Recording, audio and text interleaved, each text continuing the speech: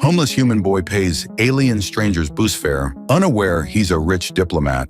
The Nexus transit hub buzzed with alien life, a cacophony of chittering mandibles, rumbling baritones, and the occasional high-pitched whine of a Galician infant. 12-year-old Max huddled in his usual corner, pulling his tattered coat tighter against the artificial chill of the station. The coat, 3 sizes too large and patched in 17 different places, was his most valuable possession beside the small pouch of coins tucked inside his sock. Max watched the crowds with practiced eyes. He knew every species that frequented this part of Harmony City. The bulky Taurans, with their 4 arms perfect for carrying shopping bags, the translucent Medusans, who floated rather than walked, and the occasional human diplomat, always flanked by security.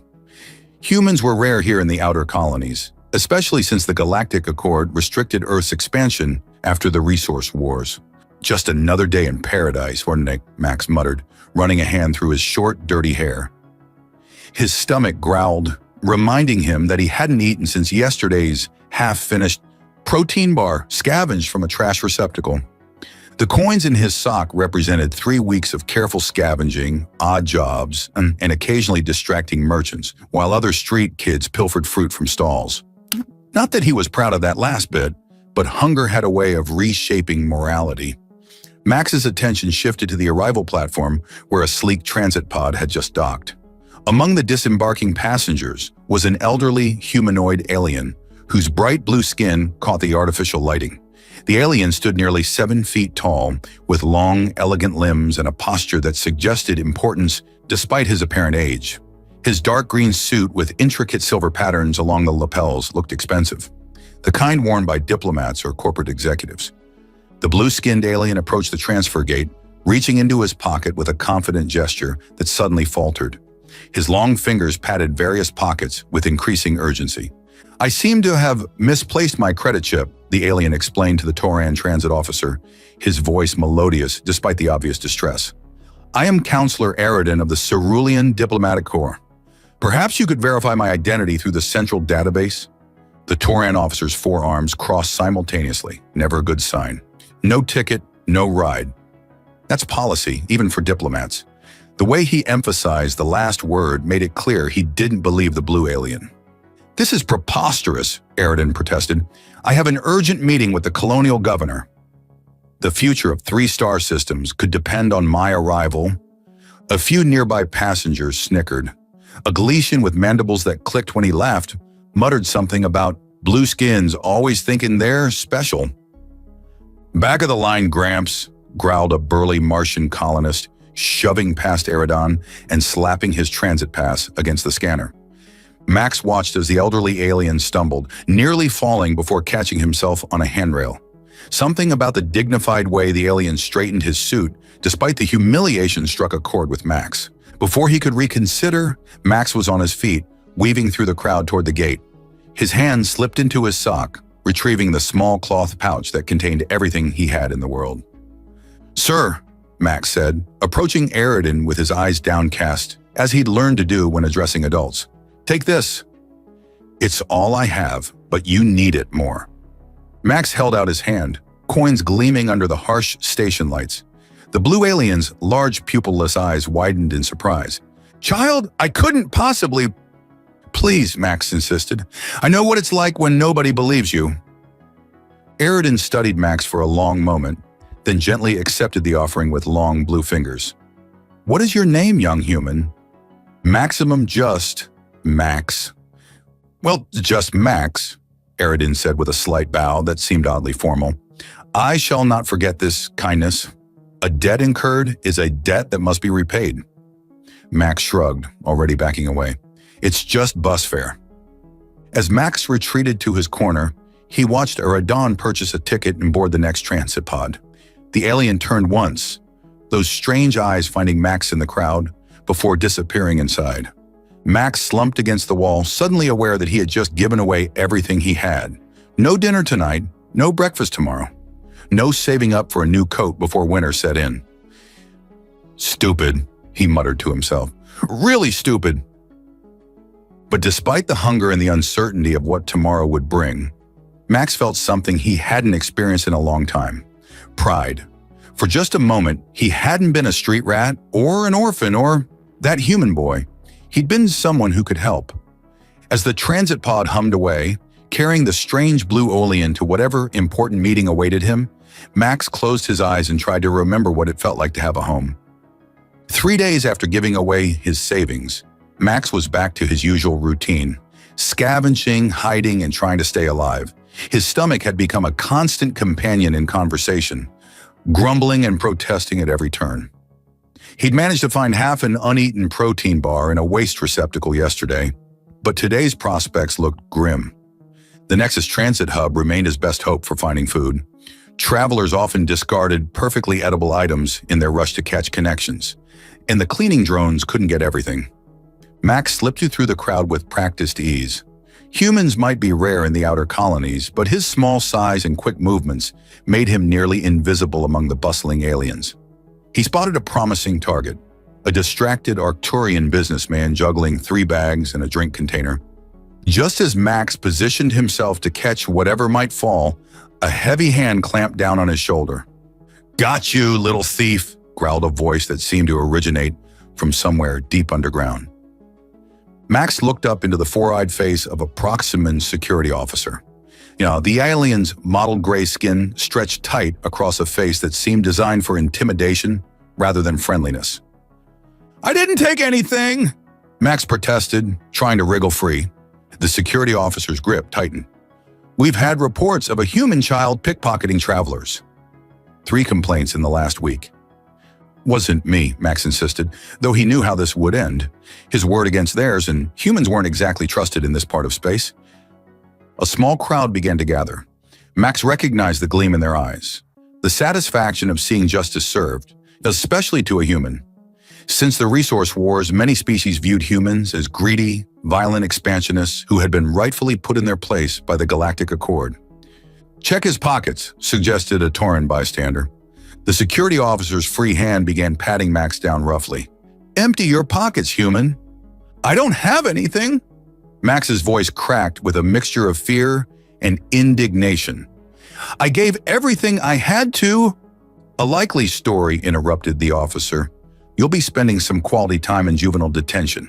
Maybe they can teach you some respect for—" The officer's words died in his throat as the crowd around them suddenly parted. The ambient noise of the transit hub dropped to a murmur, then to silence.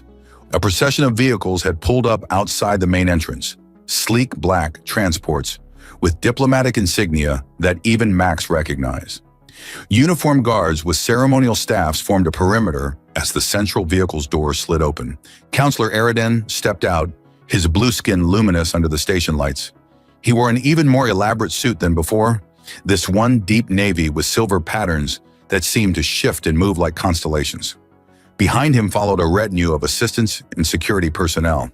The Proximan officer's grip on Max's shoulder loosened slightly as he straightened to attention. Eridan's entourage moved with purpose through the now silent hub. Travelers and staff alike pressed themselves against walls to make way. The counselor's eyes, those strange pupilless orbs, scanned the crowd until they found Max. "Release that child immediately," Eridan commanded, his melodious voice carrying easily across the space. The security officer's 4 eyes blinked in confusion. "Sir, this human is suspected of—" "This human," Eridan interrupted, "is my honored guest. Any accusation against him is an accusation against the Cerulean Diplomatic Corps and, by extension, the Cerulean hegemony." The crowd's murmurs grew louder. The Cerulean hegemony controlled access to 3 of the most resource-rich systems in this sector. Even the Proximan security force wouldn't risk offending them. The officer's hand dropped from Max's shoulder as if burned. "There seems to have been a misunderstanding, Counselor." "Indeed." Eridan approached until he stood directly before Max. Up close, the alien skin had a subtle pattern, almost like fingerprints, but more complex, swirling across his features. "Are you well, Max?" Max swallowed hard, acutely aware of hundreds of alien eyes watching this exchange. "I'm fine, sir." Eridan nodded, then he addressed the security officer without looking at him. "I trust this misunderstanding will not appear in any official records?" "Of course not, Counselor," the officer replied, backing away. Eridan turned to Max again, his expression softening. 3 days ago, you offered me kindness when others showed contempt. You gave everything you had to help a stranger. He extended a long-fingered hand. I promised I would not forget. A cerulean's word is his bond. Max stared at the offered hand, then at the luxurious vehicles waiting outside, then back at Eridan. What are you saying? I'm offering you a choice, young human. Continue your current path or accept my hospitality and protection. Education, shelter, opportunity, these can be yours. The transit hub had gone completely silent. Even the automated announcements seemed to have paused to witness this moment. Why would you help me? Max asked, his voice small. Eridan's mouth curved into what might have been a smile. Because kindness deserves kindness. Because potential should not be wasted. Because I see in you something rare in this galaxy. Compassion without expectation of reward. Max looked around at the faces watching him. Some curious, some envious, some outright hostile. This was the only life he'd known since his parents died in the colony riots 3 years ago. Could he really leave it behind? I don't know anything about diplomacy or... You know more than you think, Eridan interrupted gently. You navigated a complex social situation with grace. You made a moral choice when an easier path was available. These are the foundations of diplomacy. Max took a deep breath and reached out, placing his small hand in Eridan's larger one. Okay, I'll come with you. As Eridan led him toward the waiting vehicles, Max couldn't help but notice the expressions on the faces they passed, particularly the security officer who had been so quick to accuse him moments before. For the first time in years, Max walked with his head held high. The diplomatic compound of the cerulean hegemony rose like a sapphire mountain from the outskirts of Harmony City. As the motorcade passed through security gates that could have stopped a battle cruiser, Max pressed his face against the transport's window, mouth slightly agape. This is where you live? He asked, unable to hide his amazement. Eridan chuckled, the sound like water flowing over smooth stones. This is where we live now, young Max. The vehicle glided to a stop before an entrance flanked by towering statues of what Max assumed were cerulean historical figures. Their elongated forms twisted upward in graceful spirals, capturing light and reflecting it in hypnotic patterns. Come, Eridan said, extending his hand as the door slid open. Let me introduce you to your new home. Max stepped out, suddenly conscious of his filthy clothes and unwashed state. A line of staff members stood at attention, some cerulean, others from various species Max had seen around the city. Their uniforms matched the compound's aesthetic. Deep blues with silver accents that seemed to catch light from impossible angles. Counselor Eridan, welcome back, said a cerulean male who stepped forward. Unlike Eridan's warm demeanor, this alien's face remained carefully neutral, his posture rigid. I see you've brought a guest. Not a guest, Talek. A new member of our household. Eridan placed a gentle hand on Max's shoulder. This is Max, a young human who showed me exceptional kindness. Max, this is Talek, my chief of staff. Talek's eyes, darker blue than Eridan's, flicked over Max with barely concealed disdain. How charitable of you, counselor. I'll have the servants prepare appropriate quarters in the auxiliary wing. The east wing, Eridan corrected firmly. Near my own chambers. A flicker of something, surprise, anger, crossed Talek's face before his professional mask returned. As you wish, counselor. Though I must remind you of the security protocols, especially given the recent incidents. Max glanced between them, sensing the tension. What incidents? Eridan waved a dismissive hand. Nothing for you to worry about. Some minor security concerns that Talek, in his thoroughness, is addressing. Minor? Talek's voice took on an edge. 3 breaches in our communication systems, classified documents accessed without authorization, and you call this minor. Perhaps we could discuss this in private, Eridan suggested, his melodious voice maintaining its pleasant tone, despite the clear warning beneath. Talek bowed stiffly. Of course, counselor. I've prepared the daily briefing in your study. His eyes flicked to Max again. I assume the human will need to be processed, medical examination, Decontamination? Appropriate attire? Max bristled at being discussed as though he weren't present, but Eridan nodded. Yes, though, with dignity and respect, Talek. Remember that Max is here at my personal invitation. Understood. Talek snapped his fingers, and two female staff members stepped forward, one cerulean and one Medusa. Linara, Flotia, please see to our new residents' needs. As Eridan departed with Talek, Max found himself being gently but firmly guided toward another wing of the compound. The cerulean female, Linara, smiled warmly at him. Don't mind Talek, she whispered. He's protective of the counselor, that's all. More like protective of his position, added Flotia, her translucent form rippling with amusement. He's been angling to become Eridan's successor for decades. Max looked back over his shoulder at Eridan's retreating form. Is the counselor really important?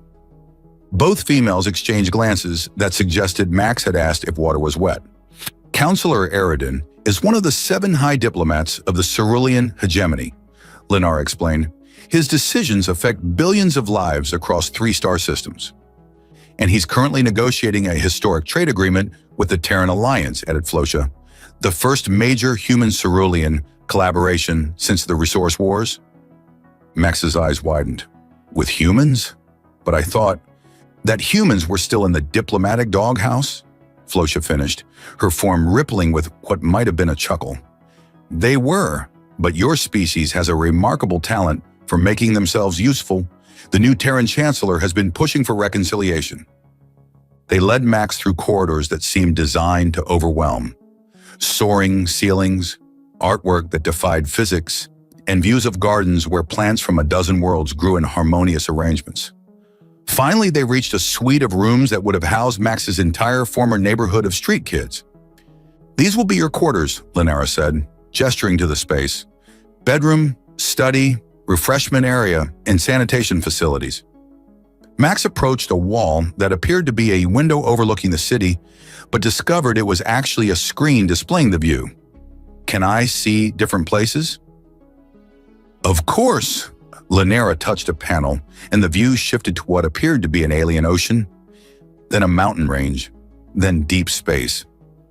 As Max marveled at the technology, a soft chime sounded.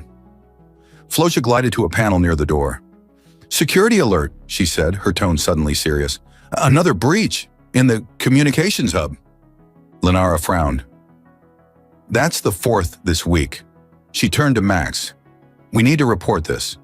Will you be comfortable beginning your decontamination process? The sanitation chamber is fully automated. Max nodded, still distracted by the changing views on the wall screen. After the staff members departed, he explored his new quarters, finding drawers filled with clothing in approximately his size and food dispensers offering more options than he'd seen in years. As he was examining a strange fruit from the refreshment area, the door chimed. Expecting Linara or Flotia, Max called out, "Come in!" Instead, Talek entered, his tall form seeming to fill the doorway. Without the presence of Eridan, his expression had hardened into open hostility. "Human," he said, the word itself sounding like an accusation. "How convenient that you appear just as our security systems experience unprecedented breaches." Max took an instinctive step backward. "I don't know anything about that." "Perhaps not consciously," Talek replied, advancing into the room. "But humans have a history of being useful tools for those with larger ambitions." "I'm not a tool," Max protested. "I just helped someone who needed it." Talek's mouth curved into what might have been a smile on a human, but on his face looked predatory. "We shall see. The counselor may be blinded by sentiment, but I am not. One wrong move, human, and you'll find yourself back on the streets if you're fortunate." With that, he turned and left, the door sliding shut behind him with a finality that made Max shiver despite the comfortable temperature of the room. After 3 days in the cerulean compound, Max had established a routine. Mornings began with breakfast delivered by service drones, followed by tutoring sessions with an AI program that assessed his education level, dismally low in mathematics, surprisingly high in languages and practical engineering. Afternoons were his own, though he wasn't permitted to leave the compound without an escort. Today, however, Max had a mission: Talik's accusation had been gnawing at him, and he was determined to prove his innocence. If someone was causing security breaches, he needed to find out who before he became the perfect scapegoat.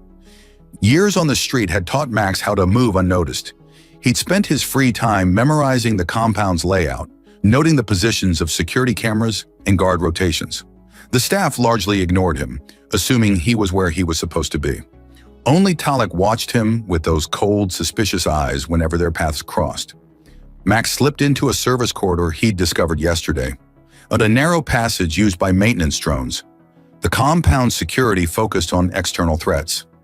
No one expected infiltration from within.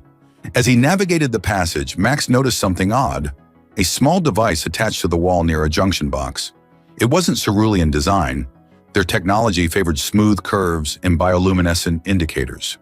This was angular with a pulsing red light barely visible through its casing. Max's street instincts kicked in. He didn't touch it but memorized its location and continued exploring. Within 20 minutes, he'd found 3 more identical devices, all positioned near communication nodes or security terminals. Rounding a corner, Max froze as voices echoed from an intersecting corridor. He pressed himself against the wall, barely breathing. "Must accelerate the timeline," came Talik's unmistakable voice. "The human delegation arrives tomorrow." "The system isn't fully compromised," replied a second voice, deeper, raspier. "We need another day at minimum." "Unacceptable. The trade agreement cannot proceed. If these negotiations succeed, the Terrans gain legitimacy they don't deserve." Max's heart pounded. He risked a peek around the corner and saw Talik speaking with a hulking figure whose species he didn't recognize, gray-skinned with ridged protrusions along its skull. "The devices are in place," the gray alien said. "Once activated, they'll corrupt all communication systems and security protocols. The compound will be vulnerable for approximately 7 minutes. Sufficient time for our associates to access the vault and retrieve the authentication codes," Talik replied. "And with the human boy as our scapegoat, suspicion will fall on the Terran delegation." Max pulled back, mind racing. He needed to warn Eridan, but who would believe a street kid over the chief of staff? He needed evidence. A maintenance drone whirred past, startling him. Max watched it disappear down the corridor, then had an idea. The drones recorded everything from maintenance logs. If he could access one, Max backtracked to his quarters, heart hammering in his chest. He needed to think. The human delegation was arriving tomorrow for the trade negotiations. Talik was planning to sabotage the compound security, steal something called authentication codes, and blame it all on humans, with Max as the perfect fall guy. He paced his room, mind racing. Then he noticed something, a tiny glint in the corner of his ceiling. Moving closer, he spotted a device similar to those in the service corridors, but smaller. Someone was watching him. A chime at his door made him jump. "Enter," he called, trying to sound casual. Eridan glided in, his formal robes shimmering with embedded lights that seemed to respond to his movements. "Max, my young friend, I've come with an invitation." Max forced a smile, acutely aware of the surveillance device above them. "An invitation, counselor?" "Indeed. The Terran delegation arrives tomorrow for our historic negotiations. I'd like you to attend the welcome banquet as my special advisor on human culture." "Me?" Max couldn't hide his surprise. "But I don't know anything about diplomacy." Eridan's expression softened. "You understand human resilience, adaptability, and compassion, qualities that impressed me deeply. Besides," he added with a gesture that Max had learned was the cerulean equivalent of a wink, "your presence will remind both sides what we're working toward, a future where even the most vulnerable can thrive." Max glanced nervously at the ceiling. "Counselor, could we talk somewhere else? Maybe the gardens?" Eridan tilted his head curiously but nodded. "Of course." Once outside among the exotic flora of the compound's central garden, Max felt safer. Surveillance would be harder here among the dense foliage and flowing water features. "Counselor, I need to tell you something important," Max began, keeping his voice low. "I think Talik is planning to sabotage the negotiations." Eridan's expression didn't change, but the patterns on his skin shifted slightly. A cerulean indication of concern, Max had learned. That's a serious accusation, Max. What evidence do you have? Max described the devices he'd found and the conversation he'd overheard. There's also something watching me in my room. I think Talek is setting me up to take the blame. Aridin was silent for a long moment, his gaze fixed on a fountain where water flowed upward instead of down. I've known Talek for 40 years, he finally said. He's ambitious, yes, and he holds traditional views about humans. But sabotage? That would dishonor the hegemony itself. I know what I heard, Max insisted. They're planning to steal authentication codes from something called the Vault. That got Aridin's attention. His skin patterns shifted dramatically. The authentication codes are essential for validating any treaty. Without them, no agreement can be formally recognized by the hegemony. You have to believe me, Max pleaded. Aridin studied him with those pupilless eyes. I do believe you heard something concerning, but accusations without proof could be disastrous, especially with the delegations arriving tomorrow. He placed a hand on Max's shoulder. Attend the banquet. Keep your eyes open. If Talek is plotting something, we'll need irrefutable evidence. Max nodded, though disappointment churned in his stomach. He'd hoped for immediate action, not more waiting. In the meantime, Aridin added, I'll have my personal security team sweep your quarters. If there's unauthorized surveillance, we'll find it, discreetly. As they walked back toward the compound, Max felt a mixture of relief and anxiety. Aridin hadn't dismissed his concerns outright, but neither had he acted with the urgency Max felt was needed. Tomorrow would bring the human delegation, and whatever Talek had planned, Max would need to be ready. Max tugged uncomfortably at the collar of his formal attire, a miniature version of cerulean diplomatic dress, tailored specifically for him.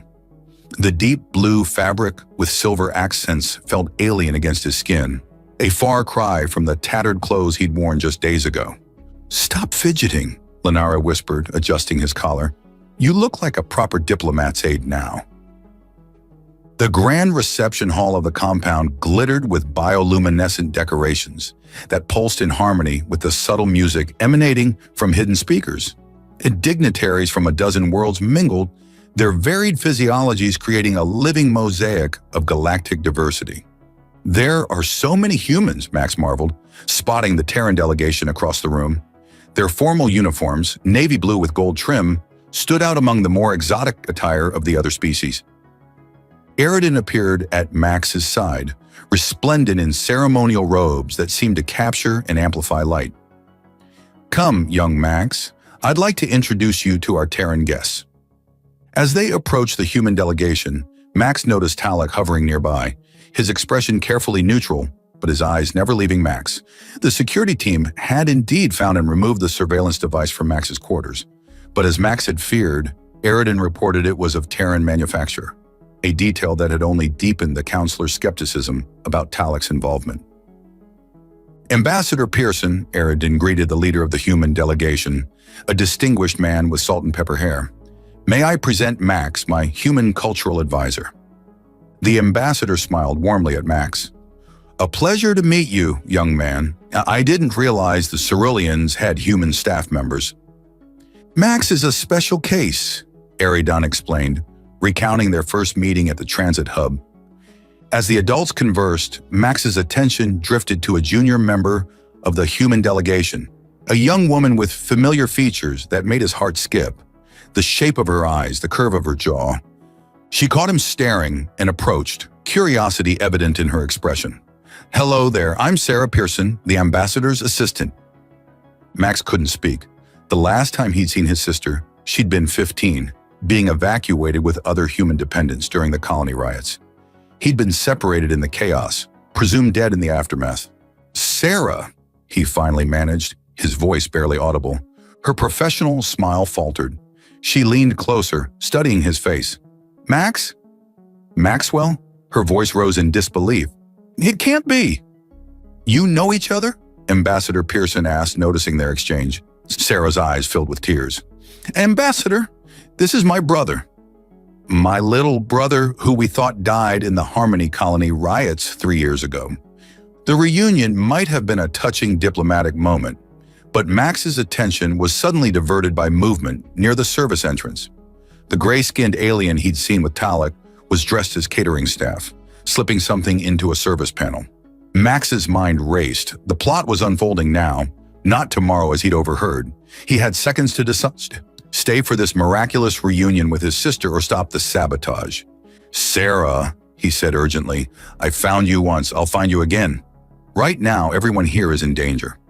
Before anyone could react, Max bolted toward the service entrance, ignoring Eridan's startled call. He reached the panel just as the gray-skinned alien disappeared through a staff door. The device was already blinking rapidly. "Activated. Security breach imminent," announced an automated voice throughout the hall. The elegant lighting flickered, then dimmed to emergency levels. Chaos erupted as security personnel rushed to protect their respective dignitaries. Max heard Eridan calling for calm, but his voice was lost in the confusion. Max made a split-second decision. He knew where Talek would be heading, the vault with the authentication codes, and he knew a shortcut through the service corridors. As he raced through the now familiar maintenance passages, Max heard footsteps behind him.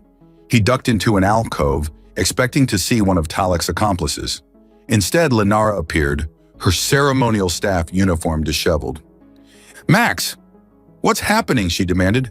"Talek's sabotaging the security systems to steal the authentication codes," Max explained breathlessly. "He's going to blame it on humans, on me." Lenara's expression hardened. "I knew something was wrong. Talek's been acting strangely for weeks. The vault's this way. Follow me." They sprinted through the corridors, Lenara leading them through shortcuts Max hadn't discovered. As they ran, they encountered a maintenance worker, a stocky Arcturian, who looked startled to see them. "The compound's in lockdown," the Arcturian said. "You should return to the secure areas." "Talek is heading for the vault," Lenara explained. "We need to stop him." The Arcturian's four eyes widened. "I knew it. The chief of staff has been accessing restricted areas at odd hours. I reported it, but security said I was imagining things." "Help us," Max pleaded. "We need to reach the vault before he does." The Arcturian nodded firmly. "This way. There's a maintenance lift that bypasses the security checkpoints." The unlikely trio raced through the compound's hidden infrastructure. Max realized that while Talek might have the compound's official security under his control, he'd overlooked the maintenance staff, the invisible workers who kept everything running. They emerged near the vault level just in time to see Talek and his gray-skinned accomplice approaching the massive door that protected the hegemony's most valuable assets. "The systems are compromised," the gray alien was saying. "We have approximately 5 minutes before security protocols reset." "More than enough time," Talek replied, placing his palm against the scanner. The vault door began to slide open. "Stop!" Max shouted, stepping forward with Lenara and the Arcturian behind him. Talek spun around, his expression shifting from shock to calculated calm. "The human child," he said coolly. "How convenient. When security discovers you here, attempting to steal the authentication codes on behalf of the Terran delegation, the negotiations will collapse." "Nobody will believe that," Max retorted, "especially since we're recording everything you say." He gestured to the maintenance drone hovering near the Arcturian, the same type of drone he'd noticed earlier, its recording light now blinking steadily. Talek's composure cracked. "Deactivate that drone immediately." The gray alien pulled out a weapon, a neural disruptor, illegal in most civilized systems. "I'll handle this," he growled. Before he could fire, a voice rang out from behind them. "I wouldn't do that if I were you." Max turned to see Eridan approaching, flanked by security personnel, and Sarah. The counselor's normally gentle expression had hardened into something ancient and formidable. "Counselor," Talek began, "I can explain." "Save your explanations for the tribunal," Eridan interrupted. "We've been monitoring your communications since Max warned me of his suspicions. I needed evidence before acting against my chief of staff of 40 years. The security team moved forward, disarming and restraining Talek and his accomplice. As they were led away, Eridan approached Max, placing a hand on his shoulder. "Once again, your compassion has proven invaluable," he said softly. "First to me at the transit hub, and now to the entire hegemony." Max shook his head. "I just didn't want to be blamed for something I didn't do." A natural human response, Sarah said, stepping forward with a proud smile. We're survivors, Max. Always have been. As the emergency lighting returned to normal and the compound systems reset, Max found himself at the center of attention, the homeless human boy who had saved a historic peace negotiation and in the process found the family he thought he'd lost forever. The week following Talik's arrest passed in a whirlwind of debriefings, ceremonies, and tearful conversations with Sarah. The trade negotiations proceeded with renewed vigor, both sides seemingly eager to prove that the actions of a few extremists couldn't derail the path toward cooperation. Max sat in Eridan's private garden, watching the strange flora respond to the artificial breeze. The counselor had given him this quiet space to think about the decision that now loomed before him. Mind if I join you? Sarah asked, approaching with 2 cups of steaming liquid. It's hot chocolate, real earth chocolate. The ambassador had some in his personal stores. Max accepted the cup gratefully. The rich aroma transported him back to fragments of memory, their mother making hot chocolate on cold colony nights before everything fell apart. Have you decided? Sarah asked gently, sitting beside him on the sculpted bench.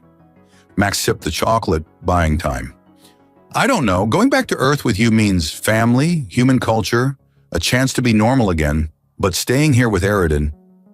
He gestured at the alien beauty surrounding them. He's offering me a position as his official human cultural liaison. I could help shape how ceruleans and humans understand each other. Sarah smiled, tucking a strand of hair behind her ear. A gesture so familiar it made Max's chest ache. There's no wrong choice, Max.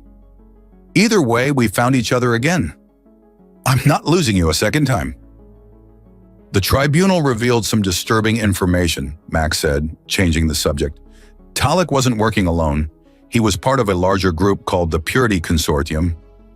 Sarah nodded grimly. We've been briefed. They're a multi-species organization dedicated to keeping the galactic community segregated. Humans are just their latest target. Because we're newcomers. Because we adapt so quickly, Sarah corrected. Most species take centuries to integrate new technologies or cultural practices. Humans do it in generations, sometimes even years. It frightens them. Max thought about his own rapid adjustment to life in the compound. In just over a week, he'd gone from street urchin to key player in an interstellar diplomatic incident. Maybe there was something to that fear. A soft chime interrupted their conversation. Lenara appeared at the garden entrance, her formal staff uniform replaced by more practical attire. Counselor Eridan requests your presence in the main conference room, she announced. Both of you. Max and Sarah exchanged curious glances before following Lenara through the compound's gleaming corridors. Security had been visibly enhanced since the incident. More guards, more scanners, and a general atmosphere of heightened vigilance.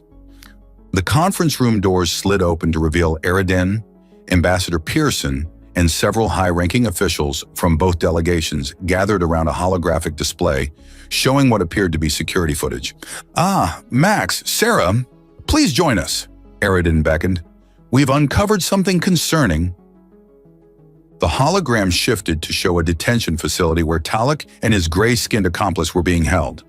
As they watched, the gray alien suddenly convulsed, foam bubbling from his mouth before collapsing. Suicide capsule, Ambassador Pearson explained grimly. Embedded in a false tooth. Activated remotely. By whom, Max asked. That's what concerns us, Eridan replied.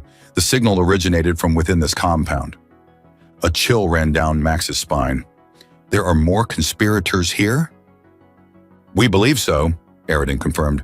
The Purity Consortium appears to have deeper infiltration than we initially thought. They're determined to prevent this alliance at any cost. Ambassador Pearson stepped forward. Which brings us to a difficult request. He looked directly at Max. We need your help, son. My help? How? You've become a symbol, the ambassador explained. The human child who gave his last coins to help an alien in need, then saved the negotiations through quick thinking and courage. The story is spreading throughout the colony and beyond. The consortium sees you as a threat to their narrative, Eridan added. They thrive on promoting fear and distrust between species. Your story contradicts everything they stand for. Sarah placed a protective hand on Max's shoulder. You're not suggesting using my brother as bait? Not bait, Aridin assured her, but we would like him to participate in the public signing ceremony tomorrow. His presence would be powerful symbolism. And a target, Sarah objected. He would have the highest level of protection, Ambassador Pearson promised. But we can't force this. It must be his choice. All eyes turned to Max. He felt the weight of their expectations, human and alien alike, pressing down on him. Just days ago, his biggest concern had been finding his next meal. Now somehow he had become a pivotal figure in interstellar diplomacy. If I do this, Max said slowly, I want something in return. Aridin's skin patterns shifted in surprise. Name it. I want a cultural exchange program, not just for diplomats and scientists, but for ordinary people, especially kids. Humans living with cerulean families, ceruleans living with humans. Real understanding doesn't come from treaties. It comes from sharing meals and homes in everyday life. The room fell silent. Then Ambassador Pearson began to laugh. A warm, genuine sound. By God, the boy's a natural diplomat after all. Aridin's skin glowed with what Max had learned was the cerulean expression of approval. An excellent proposal. We can announce it at the signing ceremony. Then I'll do it, Max decided. But I want Sarah beside me. His sister squeezed his shoulder. Always. As the meeting concluded and the officials dispersed to make preparations, Aridin held Max back for a private word. Have you made your decision about staying or returning to Earth? The counselor asked. Max looked at Sarah, deep in conversation with Ambassador Pearson across the room. I think I have. But first, we need to get through tomorrow. Aridin nodded sagely. Indeed. Our security teams are preparing for every contingency, but the consortium has proven resourceful. Stay vigilant, young Max. As Max left the conference room with Sarah, he couldn't shake the feeling that the Purity Consortium wouldn't give up so easily. Tomorrow's ceremony would be more than symbolic. It would be a declaration of a new era in human-alien relations. And somehow, improbably, a homeless boy who had once given away his last few coins would be standing at the center of it all. The Grand Plaza of Harmony City had been transformed for the signing ceremony. Floating platforms held dignitaries from 24 worlds, while massive screens projected the proceedings for the thousands gathered below. Security was omnipresent but discreet, a careful balance between protection and openness. Max stood at the edge of the main platform, tugging at his formal attire. This suit was even more elaborate than the one he'd worn to the banquet, with intricate silver patterns that mimicked the style of Aridin's ceremonial robes. Sarah stood beside him in her Terran diplomatic uniform, a reassuring presence amid the overwhelming spectacle. Nervous? She asked, straightening his collar. Terrified, Max admitted. What if I trip and fall off the platform? Sarah laughed. Then you'd make a spectacular entrance to galactic politics. Seriously, though, you'll be fine. Just be yourself, the kid brave enough to give away his last coins to help someone in need. Max scanned the crowd below, a habit from his street days. Something about the gathering made his instincts prickle. Do you see that group near the Eastern Fountain? They're not watching the ceremony like everyone else.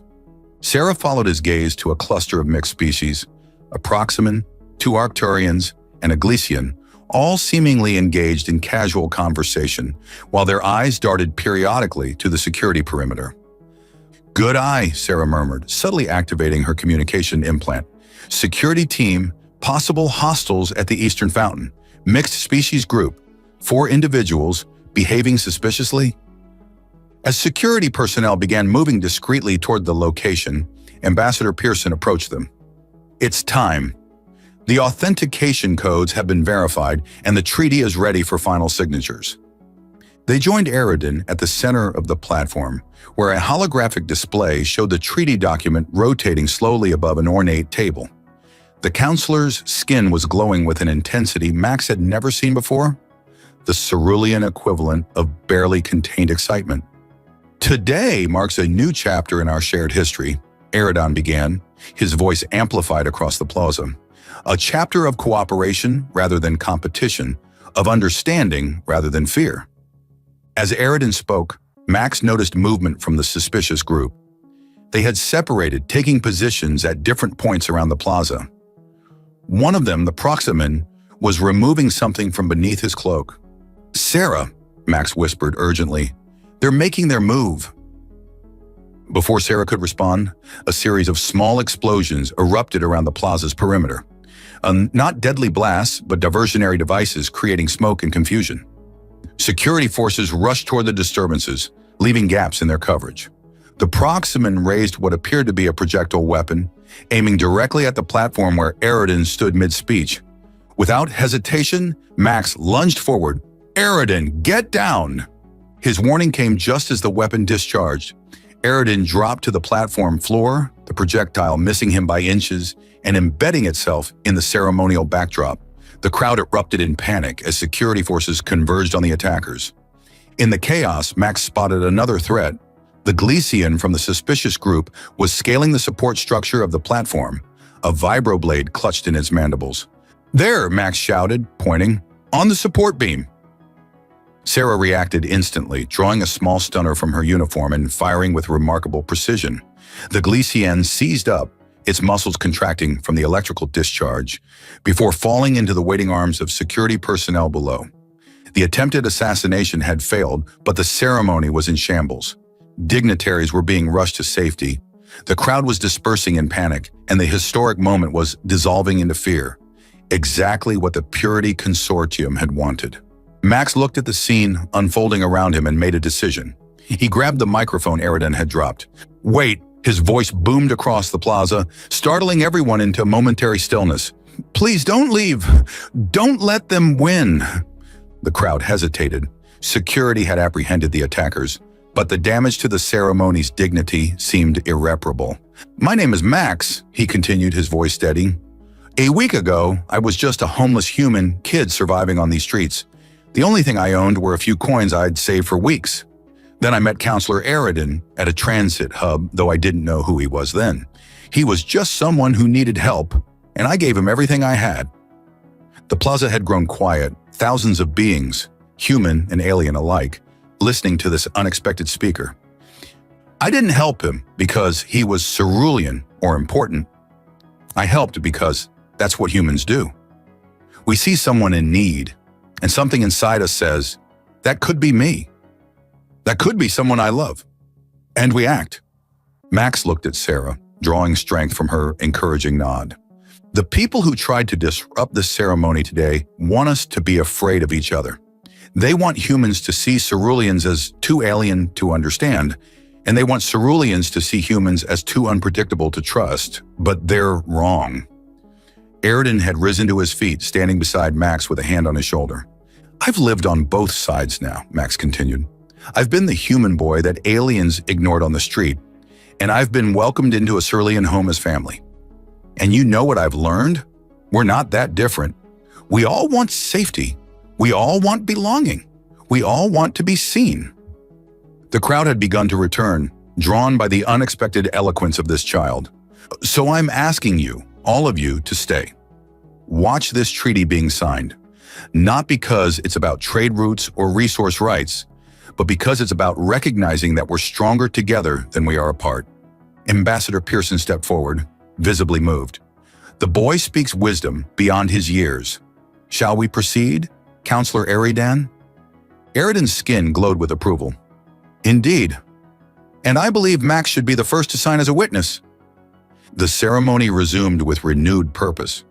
As Max signed his name to the historic document, his first time ever signing anything official, he felt the weight of the moment. This wasn't just about him or Eridan or even the treaty. It was about the power of a simple act of kindness to change the course of history. 5 years later, Max stood at the same transit hub where his journey had begun. At 17, he'd grown taller, his once gaunt face filled out, his eyes still carrying that same determination, but now tempered with wisdom beyond his years. He divided his time between Earth and the cerulean hegemony, serving as the director of the Cultural Exchange Initiative he'd proposed, a program that had now placed over 10,000 children in cross-species homes. Today, he was here to meet the newest group of human children arriving to live with cerulean families. As the transit pod docked, Max smiled at the memory of a blue-skinned alien struggling to convince a transit officer of his identity. "Excuse me," said a small voice. Max looked down to see a cerulean child, no more than 8 years old, holding out a transit pass. "I seem to have the wrong documentation. Could you help me?" Max knelt to the child's level. "Of course. What's your name?" "Maxim," the child replied. "My human host family named me after you." Max felt a surge of emotion as he helped the child sort out the transit confusion. As they waited for the proper documentation to arrive, Maxim asked, "Is it true you gave your last coins to Counselor Eridan when you were homeless?" "It is," Max confirmed. "Why?" the child asked with characteristic cerulean directness. Max considered the question, thinking of all that had followed from that simple act: finding Sarah, stopping Talek's conspiracy, the treaty, the exchange program, and countless lives changed, including his own. "Because kindness matters," he said finally. "Sometimes it's all that matters." As the new group of exchange students emerged from the transit pod, Max stood to greet them, Maxim's small blue hand held trustingly in his. The homeless human boy who had once paid a stranger's bus fare now welcomed a new generation into a universe where such acts of compassion weren't just valued. They were changing the course of galactic history, and it had all begun with a handful of coins and the simple human instinct to help someone in need.